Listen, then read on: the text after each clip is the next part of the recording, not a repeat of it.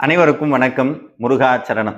இதனால் வரைக்கும் திருப்புகழ் பேசியிருக்கோம், முக்தியை பற்றி பேசியிருக்கோம், சைவ சித்தாந்தம் பற்றி பேசியிருக்கோம், வேல்மாறல் பற்றி பேசியிருக்கோம். இன்னைக்கு கொஞ்சம் சற்று வித்தியாசமான தலைப்பு. அந்த தலைப்பு நீங்களே பார்த்துருப்பீங்க. எது ஆன்மீகம், பரிகாரங்கள் ஜெயிக்குமா, அரகஜா ஜெயிக்குமா, இது மாதிரி நிறைய விஷயங்களை உள்ளடக்கிய ஒரு தலைப்பு. ஆனா அதற்கு முன்னாடி என்னைய பற்றி ஒரு சின்ன முன்னுரையை உங்ககிட்ட சொல்லணும்னு நினைக்கிறேன். என்னன்னா, நான் ஏன் இதை பேச வேண்டும் அப்படின்னு ஒரு கேள்வி எழும்னா, நான் ஏன் இதையெல்லாம் சொல்லணும், இதையெல்லாம் சொல்றதுக்கு நீ யாரு அப்படின்னு சில கேள்விகள் எழுமானால், நீ குருவா, நீ ஆன்மீகவாதியா, நீ ஆன்மீகத்துல அருள் நிறைந்த ஒரு நபரா, இந்த கேள்விகளுக்கெல்லாம் ஒரு பதிலாக இந்த காணொளி அமைய வேண்டும். அதோடு கூடி என்னை பின்பற்றக்கூடிய நபர்களுக்கு ஒரு தெளிவை கொடுக்க வேணுங்கிறதுக்காகத்தான் இந்த முழு காணொளி. முதல்ல இதையெல்லாம் நான் ஏன் செய்யறேன் அப்படின்னா, என்னுடைய ஸ்வதர்மம் என்பது பேச்சுத்தான். ஒவ்வொரு உயிரும் இந்த உலகத்தில் படைக்கப்பட்ட போது அந்த உயிருக்கென்று ஒரு சுதர்மம் இருக்கிறது. அதை கண்டடையக்கூடிய விதம், அதை கண்டடைந்து அதற்காக வாழ்வது என்பது மிகப்பெரிய ஒரு பேரு, இறைவனுடைய அருள். அப்படி இறைவனுடைய திருவருளால், செந்திலாண்டவனுடைய திருவருளால் நான் 10வது படிக்கும் போதே என்னுடைய சுதர்மம் பேச்சுதான்னு கண்டுபிடிச்சிட்டேன். பேச்சு தான் என்னுடைய வாழ்க்கை. பேச்சுல எதை வைக்கிறேன் அப்படின்னா, ஆன்மீகத்தை வைக்கிறேன்.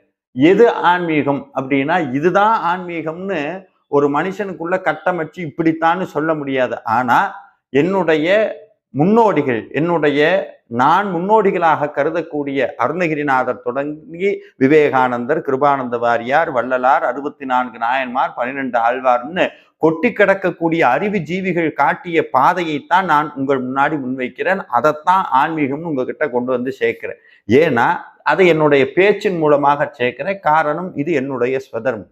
அதை தாண்டி நான் ஒருபோதும் நான் ஒரு ஆன்மீக குருவாகவோ, நான் ஒரு அருளாளனாகவோ அப்படி ஒருபோதும் எங்கும் நான் முன்னிறுத்துவது கிடையாது. காரணம், அது என்னுடைய இடம் அல்ல. என்னுடைய இடம் என்பது பேச்சின் வழியாக மனித சிந்தையிலே உண்மையான ஆன்மீகத்தை நிலைநிறுத்த வேண்டும். முருகப்பெருமானுடைய அருளை பெறுவதற்குண்டான வழிகளாக அருணகிரிநாதர் காட்டிய வழியை உங்க முன்னாடி கொண்டு வந்து வைக்கிறதும், நான் ஒவ்வொரு நாளும் பின்பற்றக்கூடிய அந்த அறிவு சார்ந்த ஆன்மீகத்தையும், திருப்புகழ், வேல்மாறல் என் வாழ்விலே கொடுக்கக்கூடிய அந்த உயர்ந்த ஆனந்தத்தை என்னை பின்பற்றக்கூடிய பல பேருக்கு அந்த ஆனந்தம் எளிதிலே கிடைச்சிருக்கு. அதை உங்க முன்னாடி முன்வைக்கிறேன். இதுதான் என்னுடைய இடம். இதை தாண்டி வேற எந்த ஒரு தளமும் எனக்கு உண்டானது கிடையாது. அதை இன்னமும் நான் தெளிவாக சொல்றேன். இதே என்னை விட்டுட்டு நீங்க பூஜை பண்றீங்களே, நீங்க சுவாமிக்கு அபிஷேகம் பண்றீங்களே அப்படின்னா, அதெல்லாம் ஒவ்வொரு மனிதனுக்கும் விதிக்கப்பட்ட கடமைகள். யார் ஆன்மீகத்துல இருக்காங்களோ, யார் இறை சிந்தனையோடு இருக்கிறாங்களோ, அவங்களுக்கு கொடுக்கப்பட்ட ஒரு ரூல், கொடுக்கப்பட்ட ஒரு கடமை. அதை பின்பற்றித்தான் ஆகணும். சரியை, கிரியை, யோகம், ஞானம் 4 பாதையில அந்த சரியையில இறைவனை பூஜை பண்ணுவது, வடிவத்தை பூஜை பண்ணுவது, பாடுவது, இதெல்லாம் ஒவ்வொருத்தருக்கும் விதிக்கப்பட்டது. அதை நான் கூட்டு வழிபாடாக செய்கிறேன். 2. 3வது, இதை சும்மா செய்ய முடியாது. ஒரு அறக்கட்டளை நிறுவி பெரும் பொருட்செலவோடு ஒவ்வொரு மாசமும் நடக்கிறதுங்கிறது சாதாரண கிடையாது.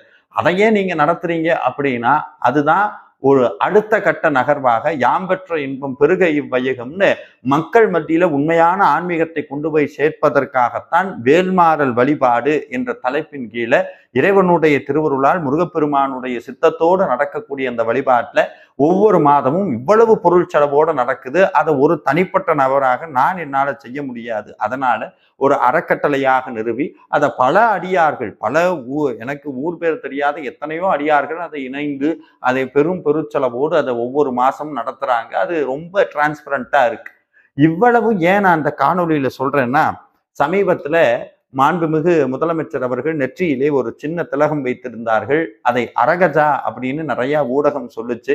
கேட்க வேண்டாம், உடனே அரகஜாவினுடைய வியாபாரம் பிச்சுக்கிட்டு போச்சு. கொஞ்ச நாளைக்கு முன்னாடி ஒரு நடிகர் கருங்காலி மாலை போட்டிருந்தாருன்னு சுத்தி முத்தி இருக்கவங்க மூல கருங்காலி வேலு, கருங்காலி மாலை, கருங்காலி கட்டை, என்னென்னத்தனத்தையோ தூக்கிட்டு தெரிஞ்சோம். இதையெல்லாம் பார்க்கும்போது எனக்கு மனசுக்குள்ள ஒரு சிந்தனை வந்தது. நம்மளுடைய வேலை இங்க எங்க இருக்கு? நம்ம இவ்வளவு பேசுறோமே, இவ்வளவு சொல்றோமே, ஆனா இந்த மக்களுடைய மனசுல எப்ப மாற்றம் வரும் அப்படிங்கிற ஒரு கேள்வி எனக்குள்ள வந்துகிட்டே இருந்தது. காரணம் என்னன்னா, இன்ஸ்டாகிராம்ல நான் இப்படி ஸ்க்ரோல் பண்ணிட்டு இருக்கும்போது திடீர்னு ஒருத்தர் வந்தார். அவர் சொல்றார், பல மூலிகைகளை வைத்து அரைத்து வசியம் செய்யப்பட்ட அரகஜா. இதனுடைய விலை 2000 ரூபாய். இதை வாங்கி நீங்க வச்சீங்கன்னா உங்களுடைய வசியம் அதிகமாகும், பாசிட்டிவ் எனர்ஜி அப்படி பெருகும். இந்த எப்ப பார்த்தாலும் இந்த அர்த்தம் புரியாத வார்த்தைகளை பயன்படுத்தியே ஒரு கூட்டம் அப்படி வளர்ந்துக்கிட்டு வரும் பார்த்துருக்கீங்களா? பாசிட்டிவ் எனர்ஜி, ஆரா, ஹீலிங், தெரப்பி, இதெல்லாம் என்னன்னா நம்மளே ஏமாத்திக்கிற விஷயம். அதெல்லாம் இந்த பாசிட்டிவ் எனர்ஜிங்கிறது வெளியிருந்து வராதுங்க, உள்ள இருந்து தான் வரும். தெளிவா சொல்லிடுங்க, உள்ள இருந்து தான் எனர்ஜி வெளியிருந்து உள்ள வராது. அதை நல்லா புரிஞ்சுக்குங்க. உடனே சொல்றாரு, இதை வச்சுட்டு போனீங்கன்னா எல்லாம் ஜெயிச்சிரும், எல்லாம் கிடைச்சிரும்னு இன்னொருத்தது இது கிரேட் 1 மை, இது கிரேட் 2 மை, இந்த அரகஜாவைத்தான் அவரே பயன்படுத்துறாருன்னு உரமாத்திக்கிட்டு வருது. இன்னொருத்தங்க இதுதான் ராமர் தேங்காய், இந்த தேங்காயை கட்டுனீங்கன்னா வீட்டு வாசல்ல வாஸ்து பிரச்சனையே பரிபூர்ணமா சரியாயிரும். இன்னொன்னு 108 பைரவர் வாழக்கூடிய கடுகு, இந்த கடுகு நீங்க இத்துணூண்டு போட்டா போதும், வீட்டுல எப்பேற்பட்ட பில்லி சூனியம் எல்லாம் இருந்தா தெரிச்சுக்கிட்டு ஓடிடும். அந்த பக்கம் திரும்பினா இதுதான் குலதெய்வத்தை கட்டி இழுக்கக்கூடிய சாம்பிராணி, இந்த சாம்பிராணி நீங்க ஏத்துனா போதும் குலதெய்வ வசியம் ஏற்படும்.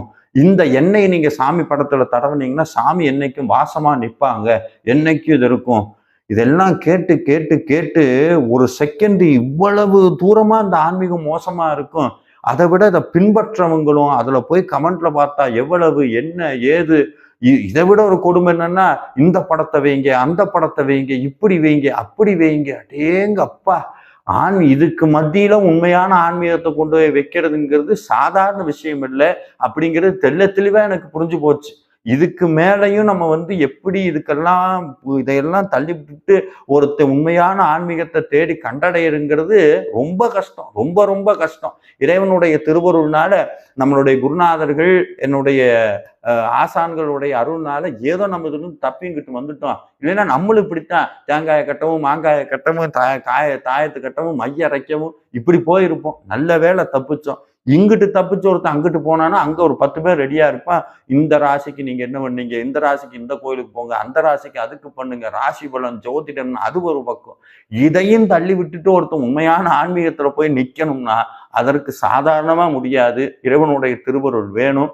என்னுடைய அன்பு சார்ந்த அடியார்களே, இதை பார்க்கக்கூடிய ஒவ்வொரு பக்தர்கள்கிட்டையும் ஒவ்வொரு மனிதர்கள்கிட்டையும் நான் ஒரு விஷயத்த சொல்றேன்.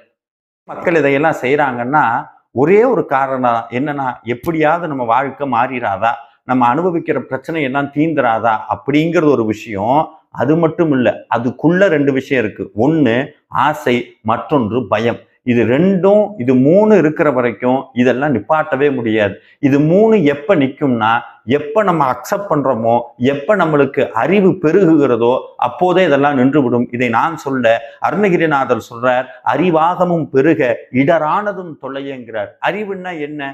எனக்கு விதிக்கப்பட்ட வினை, விதிக்கப்பட்டதுன்னு சொல்றதை காட்டிலும் நான் செய்த வினைகள்ல ஒரு தொகுதி எனக்கு இந்த வாழ்க்கையில கொடுக்கப்பட்டிருக்கிறது. ஆம், நான் அதை அனுபவித்துத்தான் தீர்க்க முடியும் அப்படிங்கிற அந்த தெளிவு எப்ப வருதோ அப்போதே முக்காவாசி விட்டுருவோம். எதையும் பார்க்க மாட்டோம், அனுபவிச்சுதாங்க தீரணும் அப்படின்னு. உடனே நம்மளுக்கு ஒரு கேள்வி வரும், அப்புறம் எதுக்குங்க ஆன்மீகம், அப்புறம் எதுக்கு கடவுள்னா? இதுல அனுபவிக்கிற விதம்னு ஒண்ணு இருக்கேன். வெயில்ல நடந்து போறதுங்கிறது என்னுடைய விதி. ஆனா வெயில்ல எங்க போறதுன்னு தெரியாம தவிச்சு போகும்போது என்னை ரொம்ப வாட்டும். ஆனா முருகன் கோவிலுக்கு பாத யாத்திரையா போகும்போது அதே வெயில்ல போவேன். ஆனா முருகான்னு சொல்லி அந்த வழியை தாங்கிக்குவேன். இவ்வளவுதான். இதுதான் இறைவனுடைய திருவருள்ங்கிறது.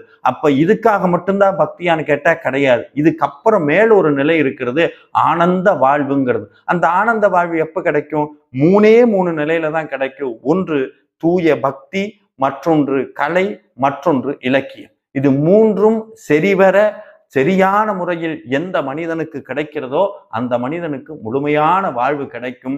இந்த மாதிரி பொருள்லையோ, இந்த மாதிரி பரிகாரத்தினாலேயோ, இல்லை இந்த மாதிரி விஷயத்தினாலேயோ ஒருபோதும் வினை நம்மை விட்டு நீங்காது.